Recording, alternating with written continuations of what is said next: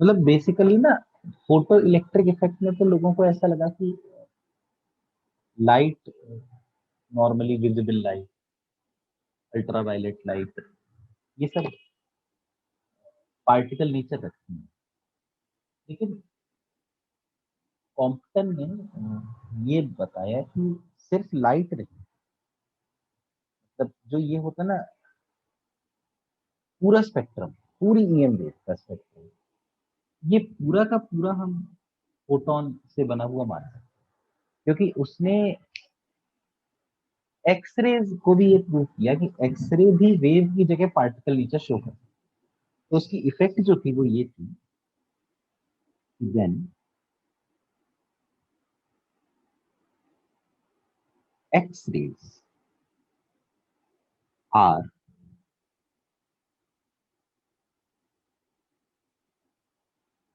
scattered by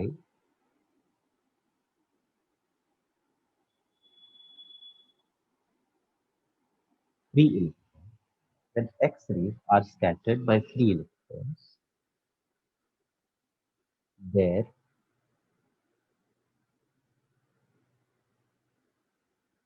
wavelength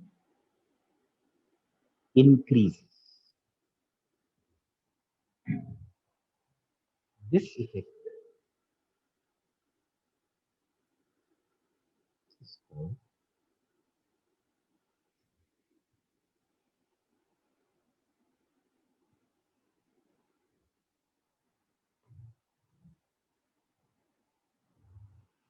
Compton।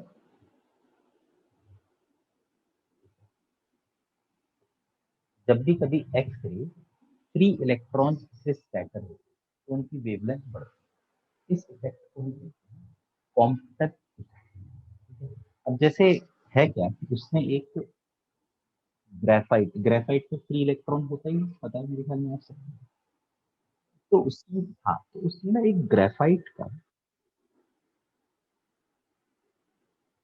Crystal ले लिया, graphite, और एक्स-रे इधर से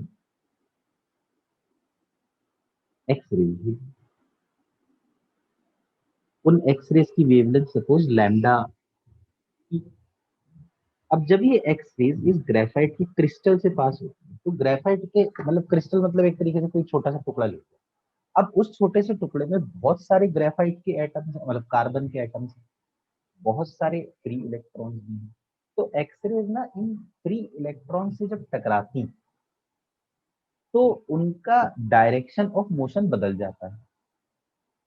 जिस तरह से दो पार्टिकल आपस में टकराए तो उनकी वेलोसिटी बदल के कुछ और हो जाती है, उसी तरह से अगर एक्सरेज को हम पार्टिकल माने, फोटोन माने, जब वो फोटोन इलेक्ट्रॉन से टकराते हैं तो वो फोटोन किसी भी तरफ जा सकते हैं।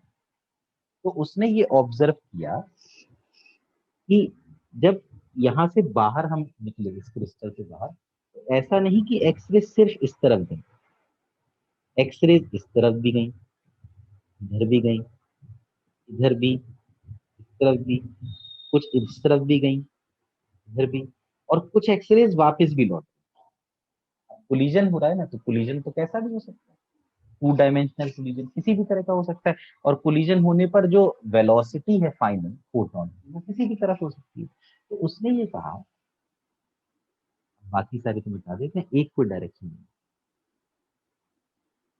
उसने एक पर्टिकुलर एक्सरे की बात करी जो ऐसे जाए, ये अपने ओरिजिनल डायरेक्शन से थीटा एंगल बना रहे हैं। तो उसने कहा कि ये जो एक्सरे है ना, इसकी वेवलेंथ, मतलब ऑब्जर्व किया, पुरानी वेवलेंथ से थोड़ी ज्यादा है। मतलब ये जो लैम्डा डैश है, ये लैम्डा डैश लैम्डा से ज्यादा। Lambda dash is the new wavelength, यहाँ लिख देता हूँ। लैम्डा डैश मीन्स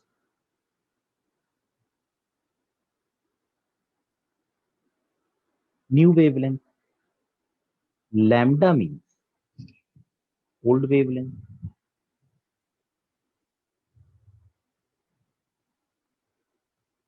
अच्छा, इस पर्टिकुलर एक्सरे की बात करें, ये जो पर्टिकुलर एक्सरे है जो थीटा एंगल पे गई, इस थीटा को अपन कह सकते हैं एंगल ऑफ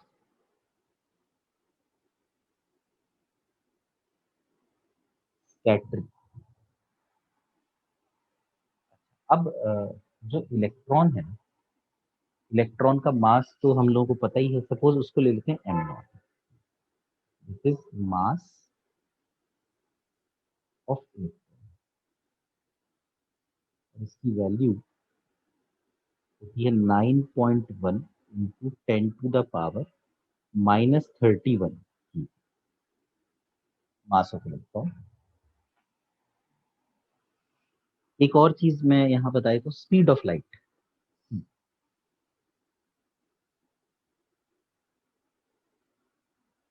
तो जो ये लैम्डा डैश है, ये होता है लैम्डा प्लस, वेवलेंथ नई वाली पुरानी से ज्यादा है, h upon m naught c. H मतलब प्लैंक्स कांस्टेंट, एम नॉट मतलब इलेक्ट्रॉन का मास, मतलब स्पीड ऑफ लाइट, और ब्रैकेट में 1 minus cos theta, 1 minus cos theta, यहाँ थीटा एंगल ऑफ स्कैटरिंग। तो ये रिलेशन याद रखिएगा। अच्छा, ये तो है नई वेवलेंथ का फॉर्मूला। अब अगर कोई हमसे ये पूछे कि भाई ये बताइए वेवलेंथ में इंक्रीज कितनी है, तो इंक्रीज इन वेवलेंथ ये है ना लैम्डा डैश माइनस लैम्डा। इसको हम ये भी लिख सकते हैं, या तो डेल्टा लैम्डा लिख दें, वैसे इसको बेसिकली कहना चाहिए इंक्रीज इन वेवलेंथ। और इसका एक नाम है, मतलब स्टैंडर्ड नेम है, वो है कॉम्पटन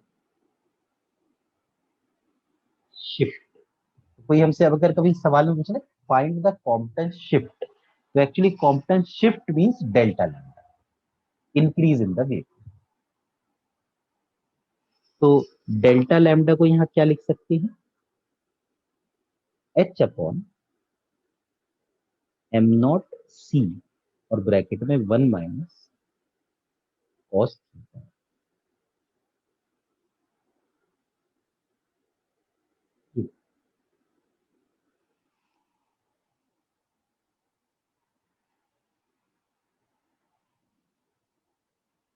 अच्छा, अब आप एक चीज देखिए, ये जो शिफ्ट है ये बेसिकली थीटा पे डिपेंड कर रही है, किस एंगल पे स्कैटर हो रही है इससे। अगर हम थीटा को बढ़ाते हैं तो कॉस थीटा क्या होता है,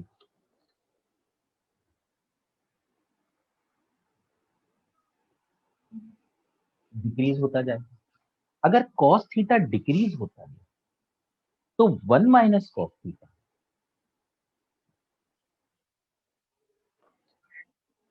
बिल्कुल सही बात है, बढ़ता जाएगा। ठीक है, तो जब इसका मतलब कॉस थीटा मिनिमम होगा, तब ये जो शिफ्ट है ये मैक्सिमम होनी चाहिए, तो हम लिख देते हैं। और थीटा मिनिमम कब होता है, कॉस थीटा मिनिमम होता है माइनस, यानी कि और theta is equal to 180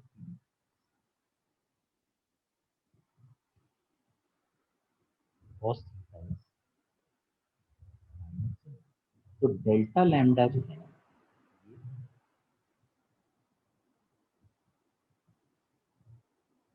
maximum, और जैसे इसको माइनस 100 आएगा 2h,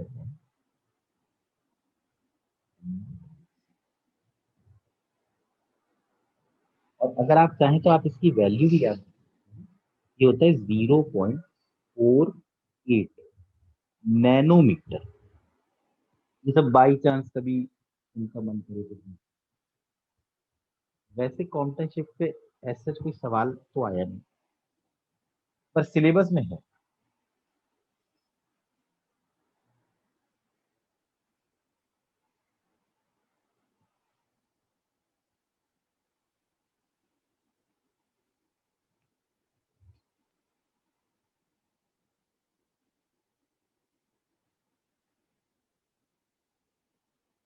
और कॉम्पटन इफेक्ट ने एक्चुअली प्रूव क्या किया,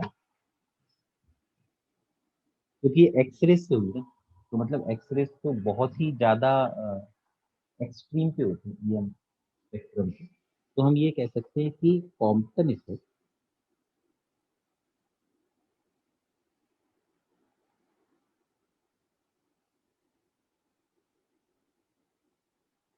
prove that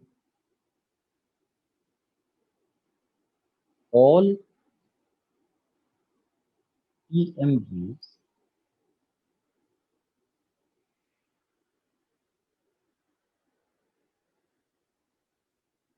can be written as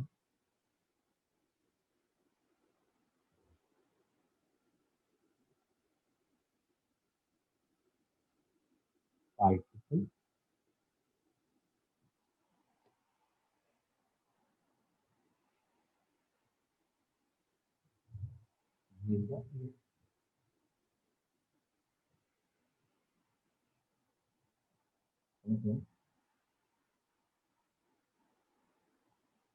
अच्छा, इसके बाद अगला होता है डी। वैसे ना ये स्पेलिंग तो इसकी ब्रॉगली है, पर इसको शायद कहते ब्रॉयल करके कुछ कहते हैं, डी ब्रॉयल्स मैटर बेस।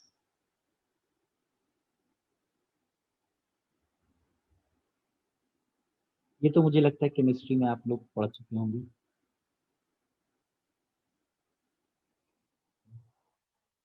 क्या होती है ये बस इसने ये कहा था कि जिस तरह से जो वेव है उनका पार्टिकल नेचर शो किया जा सकता है, तो उसी तरह से जो पार्टिकल हैं उनका भी वेव नेचर शो किया जा सकता है।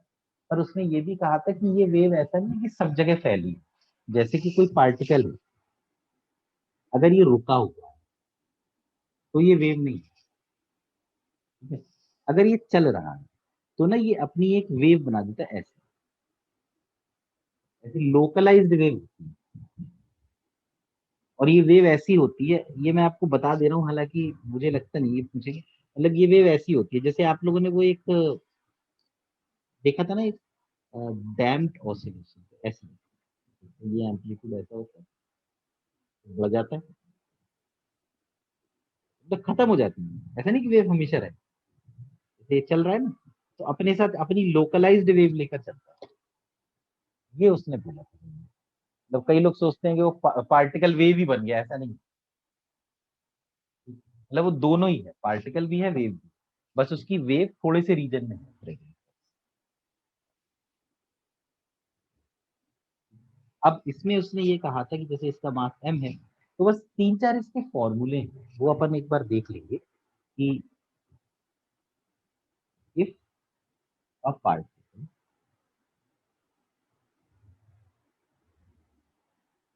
Of mass m is moving with a velocity v, then the wavelength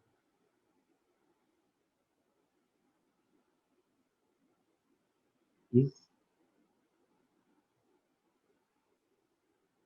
given by, और लैम्डा कितना होता है, h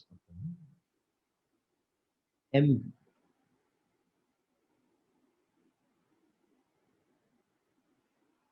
h m। I think formula is very easy.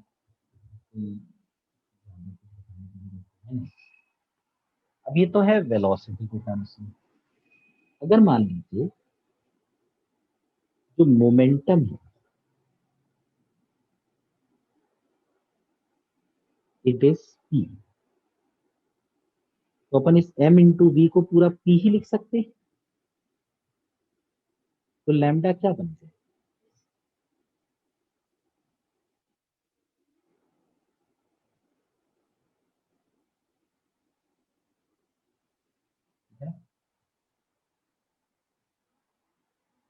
I think this much is clear.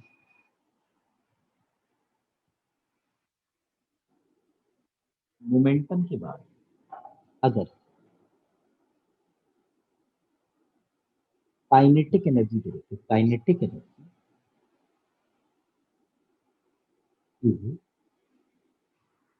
के, कई लोग काइनेटिक एनर्जी को ई से denote कर देते हैं, तो कोई प्रॉब्लम नहीं है। तो अब जैसे काइनेटिक एनर्जी को ये लिख सकते हैं ना, पी स्क्वायर अपॉन टू। तो यहां से पी स्क्वायर को लिख सकते हैं टू एम की। तो पी को लिखा जा सकता है square root of two m k. तो हम इस पी की जगह लिख देते हैं square root of two m k, तो लैम्डा आ गया h upon square root of two M.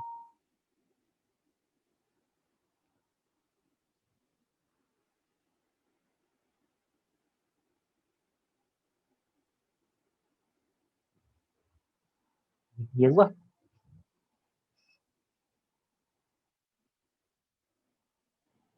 H upon under root two m e भी लिख देते हैं कुछ लोग, है ना। तो नोटेशन बस ये होगा यहाँ, ये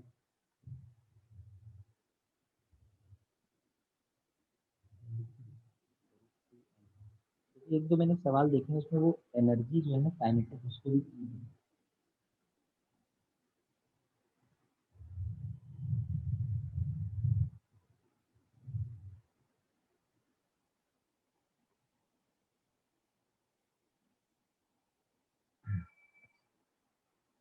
अब अगर if particle have charge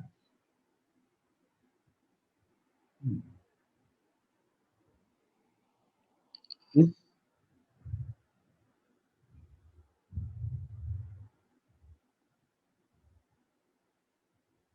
accelerated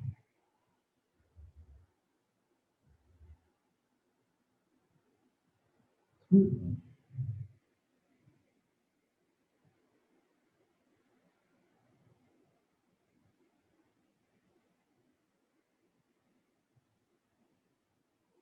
potential difference v. मान लीजिए अगर एक पार्टिकल है जिसका चार्ज क्यू है, उसको वी पोटेंशियल डिफरेंस से हम एक्सेलरेट करें, तो जो kinetic energy can be written as q into. यहाँ पर ये जो के है ना, इसको मैं क्यू भी लिख देता हूँ, तो लैम्डा आ जाएगा एच।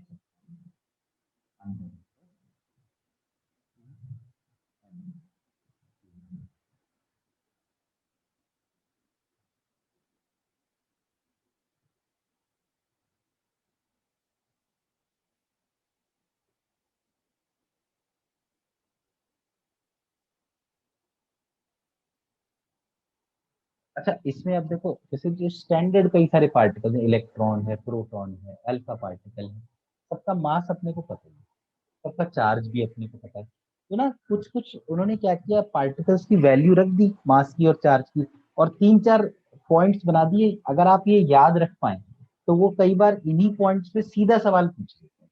जैसे कि सबसे पहला हो गया, हाँ हाँ,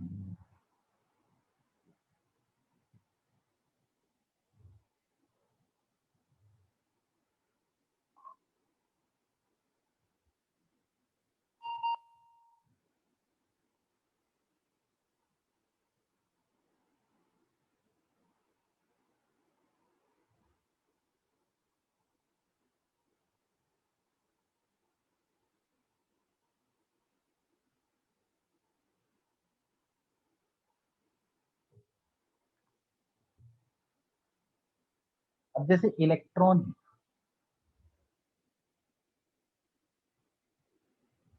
तो इलेक्ट्रॉन का मास अपने को पता है, चार्ज पता है। तो जो इलेक्ट्रॉन की डी ब्रॉगली वेवलेंथ आती है, वो आती है स्क्वायर रूट 150 अपॉन। एंगस्ट्रॉम। ये याद रखना है, सीधा फॉर्मूला। इससे ये भी प्रूव होता है, देखो कि जो लैम्डा है ना, it is inversely proportional to square root of potential difference.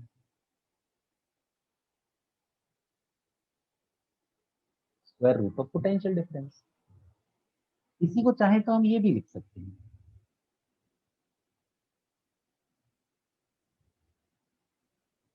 जैसे 144 का स्क्वायर रूट 12 होता है, तो 150 का हो जाता है 12.27 स्क्वायर रूट।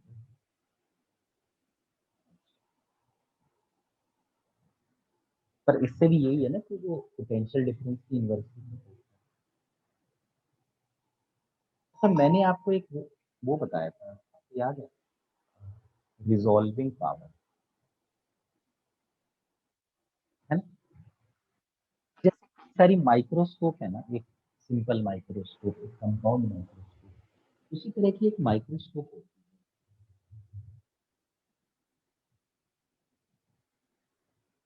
हाँ, रिजॉल्विंग पावर मतलब बेसिकली क्या था, वो एबिलिटी थी चीजों को अलग अलग करके देखने की। मैंने शायद आपको बताया भी था ना कि रिजॉल्विंग पावर ज्यादा हो तो हम लोग अलग अलग देख सकते हैं चीजों को। जैसे कि कोई भी एक वायरस है, कोई भी बैक्टीरिया है, तो अगर नॉर्मल तरीके से देखा जाए तो सिर्फ हो सकता है उसकी बॉडी दिखे, पर अंदर के कुछ ऑर्गन ना दिखे। अगर और ज्यादा पावरफुल माइक्रोस्कोप आप इस्तेमाल करें तो अंदर वाली भी चीजें दिखने लगेंगी, है ना? तो इलेक्ट्रॉन माइक्रोस्कोप जो सबसे पावरफुल माइक्रोस्कोप है वो यही। और क्यों पावरफुल है इसका भी एक रीजन है, क्योंकि आप देखिए किसी भी माइक्रोस्कोप के लिए उसकी रिजॉल्विंग पावर वेवलेंथ की इनवर्सली प्रोपोर्शनल थी। आप चाहे टेलीस्कोप देख लें, चाहे माइक्रोस्कोप देख लें, ये शायद मैंने आपको बताया होगा, रिजॉल्विंग पावर, है ना? अब लैम्डा 12.27 अपॉन रूट भी है इलेक्ट्रॉन की। तो अगर लैम्डा यहाँ नीचे रखें तो क्या ये होगा रिजॉल्विंग पावर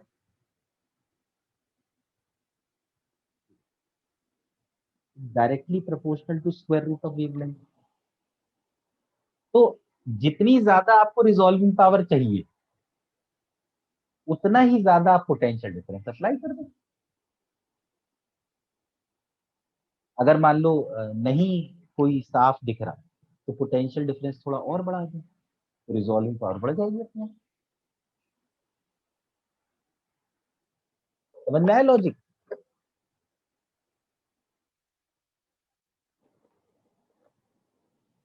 पर ऐसा भी नहीं है कि कितना भी बढ़ा सकते हैं, क्योंकि पोटेंशियल डिफरेंस ज्यादा बढ़ाने से ना क्या होता है कि जैसे मान लो किसी कमरे में आप एक दीवार को हाई पोटेंशियल पे करते हैं, दूसरी दीवार को लो पोटेंशियल पे करते हैं, तो बीच में इलेक्ट्रिक फील्ड आ जाती है। अब क्या है, अगर आप पोटेंशियल डिफरेंस बढ़ाते जाएं तो ये इलेक्ट्रिक फील्ड भी बढ़ती जाती है। तो एक टाइम पर ये इलेक्ट्रिक फील्ड क्या करती है, जो एयर के मॉलिक्यूल है ना, उसमें से इलेक्ट्रॉन बाहर निकालना शुरू कर देती है, तो एयर आयनाइज होना शुरू हो जाता है। इसीलिए ऐसा नहीं होता कि हम कितना भी वोल्टेज बढ़ा दें, इसलिए इसकी भी लिमिट है, शायद 10 to the power -10। अच्छा, तो ये इलेक्ट्रॉन का समझ में आया लैम्डा? ठीक है। इसके बाद आते हैं, मान लीजिए दूसरी चीज है प्रोटॉन। अच्छा, इलेक्ट्रॉन का तो मेरे ख्याल में फिर भी सब याद कर लेंगे, प्रोटॉन भी याद कर लेना यार। प्रोटॉन जो है ना, प्रोटॉन की जो वेवलेंथ वो है 0.286 स्क्वायर रूट ऑफ।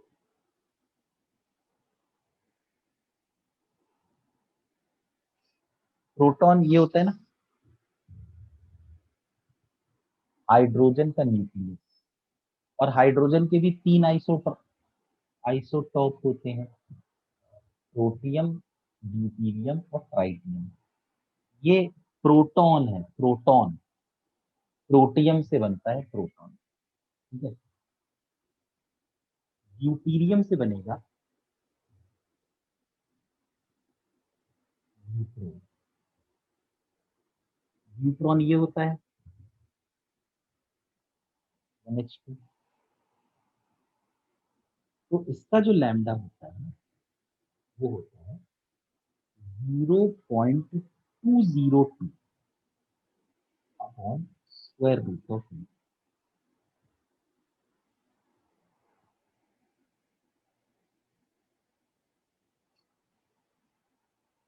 एक और हो गया, देखो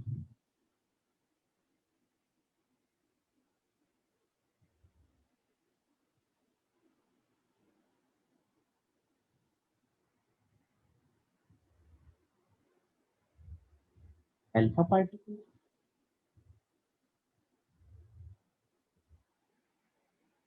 अल्फा पार्टिकल जो है अब ये है, मैं आपको एक लॉजिक भी बताता हूँ कि आप रिलेशन निकाल सकते हैं। ये देखिए, इसका मास कितना है 2 और इसका मास कितना है 4। अब जो फॉर्मूला था, ये देखो फॉर्मूले में क्या है, हाँ बोलो। स्क्रीन विजिबल नहीं है यार, रुको मैं एक बार, रुको अनशेयर करके शेयर कर देता हूँ मैं।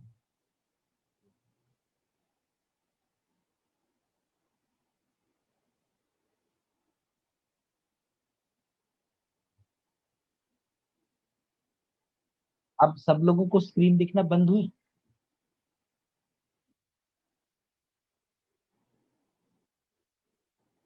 अब देखो परमजीत,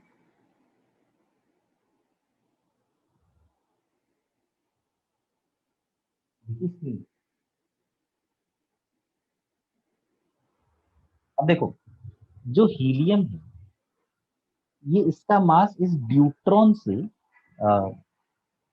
डबल है और इसका चार्ज भी देखो इससे डबल है। तो यहाँ पर ये जो formula h upon under root 2m, अगर m की जगह 2m रखो, q की जगह 2q रखो, तो 2 टू जा 4 और 4 जब स्क्वायर रूट से बाहर निकलेगा तो 2 आ जाएगा। यानी कि जो ड्यूट्रॉन की वेवलेंथ होनी चाहिए उसकी आधी वेवलेंथ होनी चाहिए अल्फा पार्टिकल। मतलब अल्फा पार्टिकल की वेवलेंथ हो गई 0.10 अपॉन स्क्वायर रूट। अच्छा, अगर आप इन दोनों को देखना चाहते हैं, प्रोटॉन और ड्यूट्रॉन को, तो आप देखिए दोनों पे चार्ज सेम, लेकिन ड्यूट्रॉन का मास इसका डबल है। तो इसका मतलब सिर्फ मास में m की जगह 2m रखा जाएगा, तो वो 2 जब बाहर आएगा तो बाहर आके वो रूट 2 बन जाएगा। यानी कि अगर मैं प्रोटॉन की जो वेवलेंथ है ना उसको रूट 2 से डिवाइड कर दूं, तो मुझे लगता है ड्यूट्रॉन की आ जानी चाहिए। समझ पा रहे हो?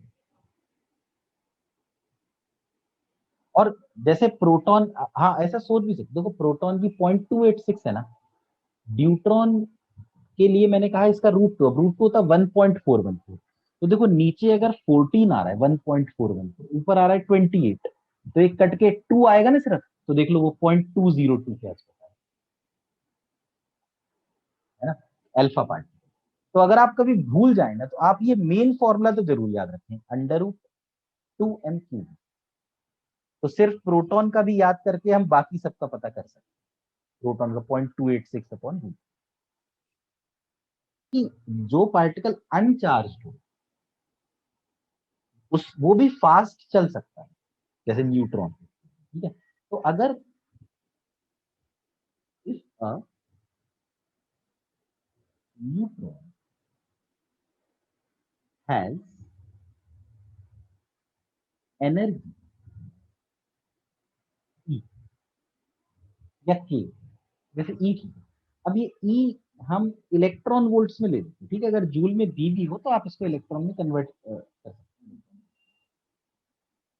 तो इससे जो डी ब्रॉगली वेवलेंथ का फॉर्मूला होता है ना, वो प्रोटॉन के ही जैसा होता है।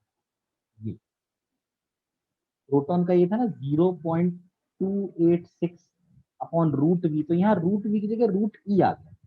बस ये याद रखना, ये ई इलेक्ट्रॉन वोल्ट में होना चाहिए। इससे जो अपने को आंसर मिलता है वो इन एंगस्ट्रॉम में 0.286 अपॉन रूट ई, ये हो गया। अब इस लॉजिक से देखा जाए, जैसे जो गैस के मॉलिक्यूल वो भी काफी तेज चल रहे हैं, है ना? तो अगर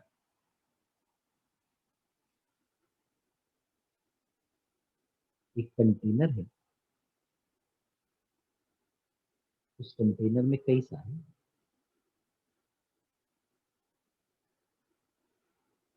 गैस मॉलिक्यूल्स,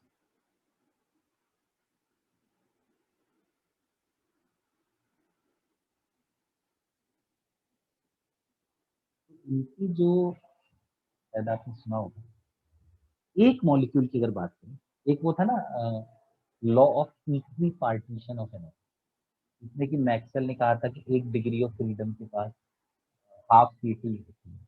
तो हम अगर सिर्फ ट्रांसलेशन की बात करें तो हर मॉलिक्यूल के पास 3 ट्रांसलेशनल डिग्रीज ऑफ फ्रीडम होती है। तो energy of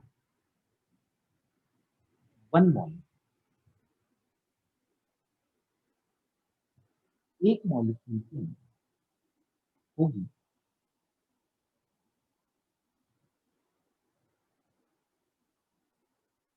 KBT, k b here is the Boltzmann constant. तो लैम्डा होता है ना h upon under root 2 m या 2 m के, यहाँ लिख सकते हैं लैम्डा को एच अपॉन अंडर रूट 2 इनकी जगह आप लिख सकते हैं 3/2, 2 से 2 कट गया, लैम्डा आया h upon square root of 3 m,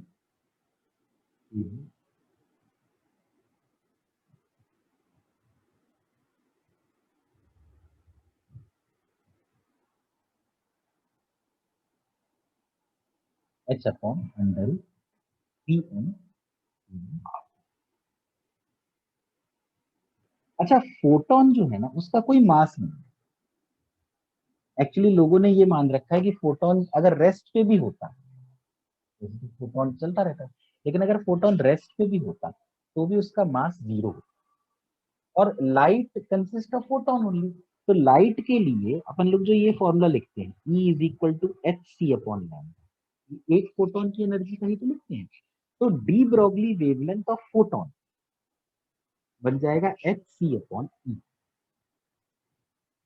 ये अलग फॉर्मूला है which is valid only for photon, ना ये प्रोटॉन, मतलब किसी भी ऐसे पार्टिकल के लिए वैलिड नहीं हो सकता जिसके पास मास।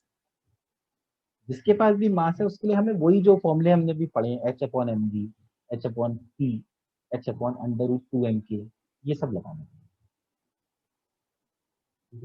एक क्वेश्चन वो जैसे ये पूछते हैं, देखिए ये 2016 में एक क्वेश्चन आया था।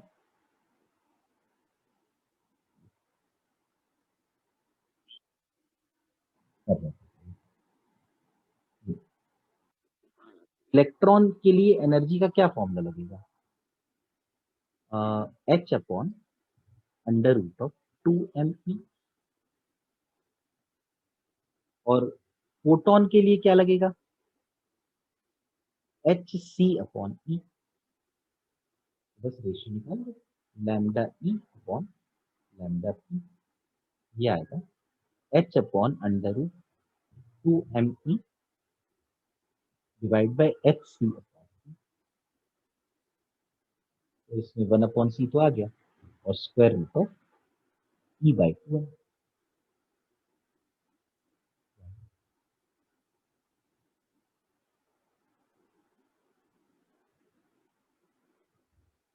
ठीक है ना?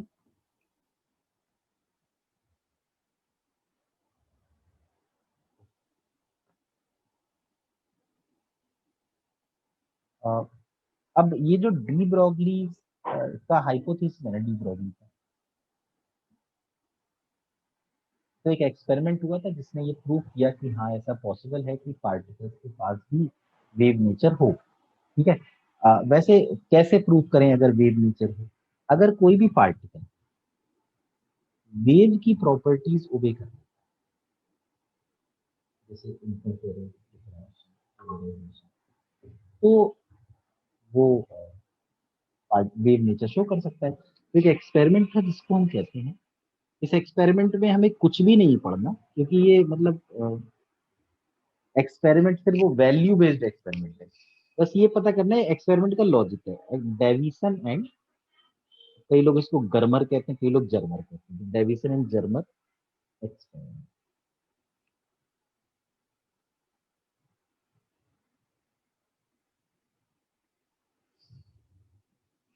ये जो एक्सपेरिमेंट है ना, दिस एक्सपेरिमेंट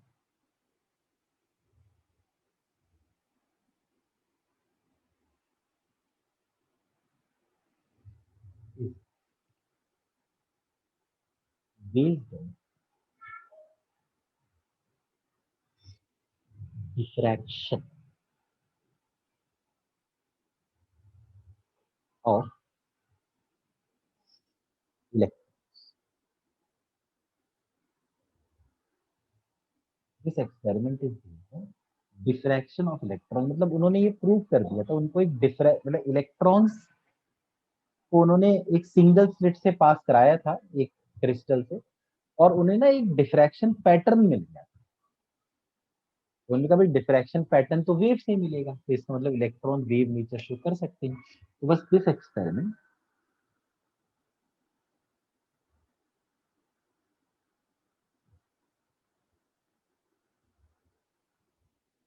प्रूव्ड द